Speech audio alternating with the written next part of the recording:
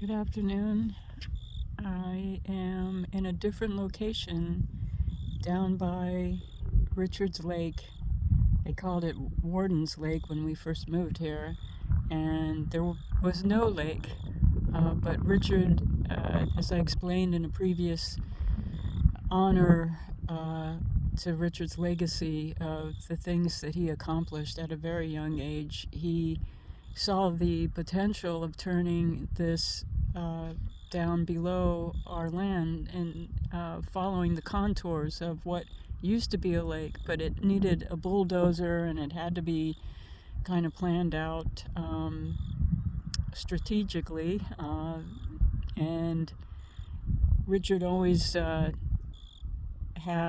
a creative and incredible, amazing mind for figuring things out, having a vision, and then making it happen.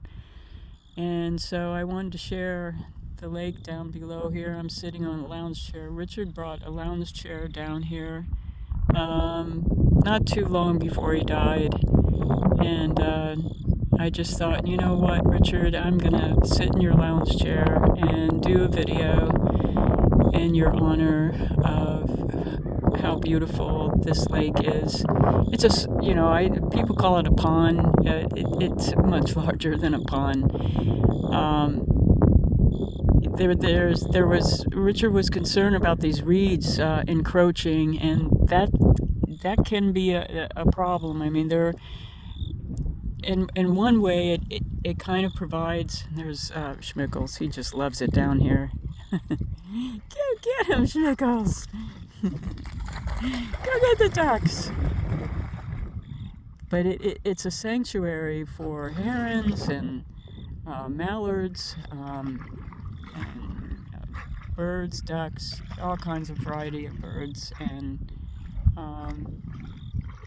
so the reeds do provide a wilderness sanctuary for herons and ducks, but they are getting a little carried away. They are kind of coming in more than they should. We don't want them to completely wipe out the lake. You know, that can be a problem. So he was just ready. He was talking with people to go when it was dry, to go down there and clear some of this out and dig it back out the way it was originally. But I guess it never quite happened. As he got older, he had his ideas, but maybe the energy behind it wasn't as strong as it was when he was a young man. When he first did this lake, he was only 34 or 35 when he got the land here and managed to do a lot of creative projects, including setting up the rentals for income and so much more. But I know I can speak for him. I guess you could say, as someone that is approaching 70, I had a hell of a lot more energy when I was 60. When I was 60 and all the way up to like 65, people thought I was in my 40s. I looked young, younger than my years. And people thought I was like, in my 40s. And I had a lot of energy. But right after 65, that's when it was like a turning point, and I felt like, my age is finally catching up to me. And I just, I noticed the changes in my body, and I wasn't doing enough either with exercise and that sort of thing, but as you get older, everything changes and your energy level changes, and there are things you can do to bring that up, and I'm not doing enough of it. Like exercising and making sure that you take the right vitamins. I was always, he's just having such a good time. Go get him, Schmickles! Go get those little duckies! You know, I tried to get Richard to, you have to, you know, take your vitamin Bs, you know, because vitamin B complex, that's really important. I take a vitamin B complex with C every single morning, and if I have a day where I miss that, if I don't take it, I can really feel the difference. And vitamin B complex and C, it won't keep you up at night, and that's another thing. Certain vitamins can keep you up at night, and it's hard enough as you get older to sleep all the way through. And the reason for that is, as you get older, those sleep cells that children have, that's why babies can sleep so well. As you get older, you lose those specific cells that help you to sleep. And that's why so many people, as they get in their 50s and 60s, they want Ambien, they want any kind of sleeping pill, just so that they can get a good 8 hours sleep. And you know, I can relate to that, but I try, you know, to rely on natural things to help with sleep, like chamomile and melatonin. You know, just if you can do it, you know, like find natural ways to help you to sleep, to calm. You know, there are a lot of over-the-counter things that are for calming and for stress and for sleep. I just was also thinking about how I'm started to another thing that changes as you get older, and something I have never experienced, and this started to happen to me 2 years ago, way before Richard passed. It's one thing to experience panic attacks after, you know, you lose your lifelong companion,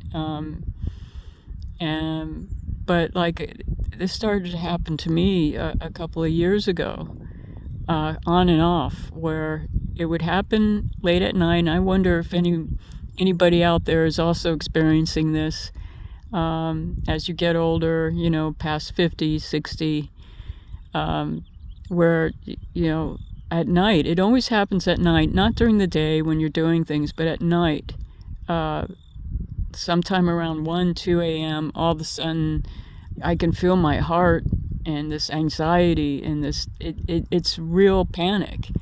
And it's a horrible experience. It just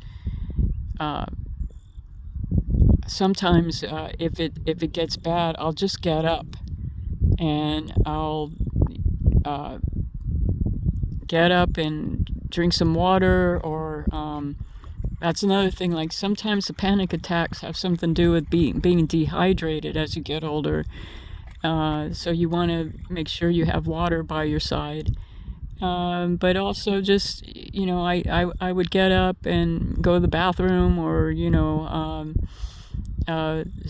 turn on a video that might help calm me down, something interesting that I like, and that will help.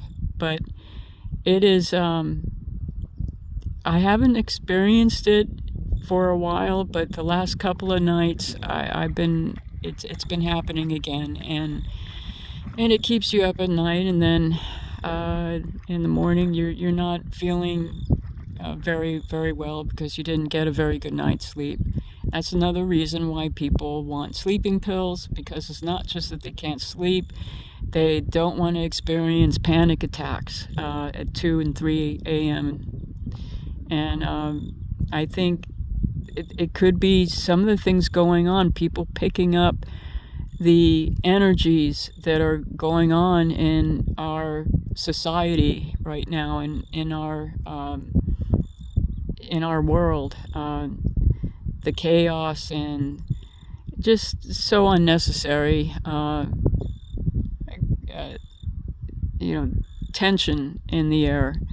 And sensitive souls can pick that up like a radar. And I wonder if I'm picking it up. And even though I'm not doing anything with politics anymore, it just seems like a waste of time and energy, everybody getting angry. I do want to know what's going on. I'll get a little bit of information, all that I need, but I won't go into the who's doing what, who got, you know, the usual nagging complaints that are, you know, being radiated like a nuclear bomb at you. You know, one of these videos that I like to watch is a lady. She's in her 60s, and she calls her channel Solo something. I don't know. It means like she's, you know, what life is like being alone, and it's just a daily kind of what she explains, what she's experiencing with her work, her thoughts. And she's in New Jersey. She's kind of a kick. That's why it's amazing how many views she gets, and she just gets on there and just talks the way she would talk to a friend, and it really took off. And I mean, she has like close to 80,000 subscribers, and when she starts to talk, she gets a lot of views. And but it's usually just like things like, I don't know about you, but I have been feeling really numb from this and numb from that, and I've been listening to the news too much, and you know, she'll just go on a kind of like a daily rant. But I guess what she is saying relates to so many people that they tune into her. And I was just thinking about how she was explaining that she's watching too much news, and I wanted to make a comment and say, that's your problem. You know, just turn that crap off. Listen to music, find a book that you want to read, but don't sit there watching the TV with all the madness going on in the media, because most of it, 90% of it, is just propaganda, and 10% of it is just a bunch of junk that you tension and anxiety. All of it is. It's 100% stress city, you know, and they're not telling you the truth. And the reason they're not telling you the truth is because they're owned by investors that don't like America, and they don't like things the way they are under the present administration, and they're going to just keep, excuse the jet here going by, they're going to just keep they're going to keep up with their complaints, and I don't think it's working. I think a lot of people see right through it. I don't think people appreciate these protests with people that have signs of Lenin and Mao Zedong, you know, just, you know, communist stuff.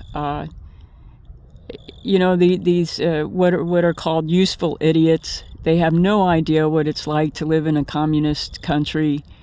I know from my own grandparents, there have been families that have been taken over by communist regimes, and if they had a farm, and that farm was completely taken away, and they were forced to live in a crappy apartment in the city. That's communism, okay? You don't own anything. I mean, this idea you won't own anything and you'll be happy, bullshit. You won't be happy when they take away your ranch, when they take away your home, and say, you know, if you don't do it, we kill you, or we lock you up in a prison and torture you. You know, in China, you know, there are people that are in that prison, and they sell their organs. They chop them up and sell their kidneys and their hearts. That's what these useful idiots are supporting. That's what they want to bring in, and it's a weird combination of Chinese communism and Islamic culture, where the women have absolutely no freedoms. I was watching a movie the other day, Chasing Freedom, and it was about a woman from Afghanistan, and her brother was beaten to death just because he was helping the sister teach young girls some education. And he was beaten to death, and then they beat her to death. And if you don't wear a burqa, they stone you to death. I mean, this is what their support is. This what they want to bring to America, the Democrat Party, and that's why they're losing millions and millions of voters. And they were counting on all of these immigrants to come in to vote for them because they lost the American citizens. I used to be a Democrat. I was a very loyal Democrat all my life, but it radically changed, and I have to admit I voted for Obama, but when he said change you can believe in, I didn't know what kind of change he was talking about, because it turns out he's for a kind of socialistic, communistic society and government. And I guess that's the change that he wanted to bring in, influenced by Iranian culture and the Muslim Brotherhood, and I don't think he has much of a problem with China. So, these are just my opinions. I'm not involved anymore with listening to politics, but I see where these people are being paid, and it's not like there's just regular families going out holding signs or anything. No, this is heavy duty organization, heavy duty fundment they're being funded, and it's organized, and all of this is coming out now. But you just have to find the right sources to hear it, because you'll never hear it on national news. You'll never hear it on the corporate media. But getting back to that point, the reason I'm raising all of that stuff up in a nutshell is there's a lot of tension in the air. And I think sensitive souls can pick up that tension, even if you're living in a peaceful place. Energy travels and thoughts travel, and there's a lot of anger going on out there in the world. So I think to myself, in one way, I think, Richard, man, if you had to check out, you probably checked out at the right time, because it's just getting crazy. And I hope that that things won't really get very, very dark. I don't think it's going to go in that direction, but we're on the verge of losing this country. And there's only this administration keeping a thin line, holding it together. And again, that's just my opinion for what it's worth. As I said, I was a Democrat of the past, with the values that the Democrat Party held in the past. They don't hold those values anymore. And so not much I could do but leave that party. And now Bill Maher is also saying, it's kind of remarkable, but Bill Maher is saying this party has lost it. They don't have any common sense at all. So it's not just me. It's a lot of people. And so I didn't mean to get off. This is not a political channel. It's my dog channel. I'm not going to talk about politics. I just brought it up because if you're having panic attacks, maybe, just maybe, it has something to do to listening to the news, which I have tried to turn off. But even if you're not listening to it, there may be some, stuff just floating through the air, going through your brain, that is creating fear and anxiety. But down here, it's very peaceful, and I just want to pay my respects to Richard for creating this beautiful lake, and Schmickles certainly loves it. he just gets a kick out of it, of going in and chasing the birds, and it makes him, dogs are so happy when they're out in nature and running and playing, and ditto for people who love nature. We're like dogs. We like to be running in nature and just, who cares about the world going to hell in a basket. It just it's always been that way pretty much. But frankly, in all the years that I have been very politically involved, I have never seen our country go through this kind of madness before.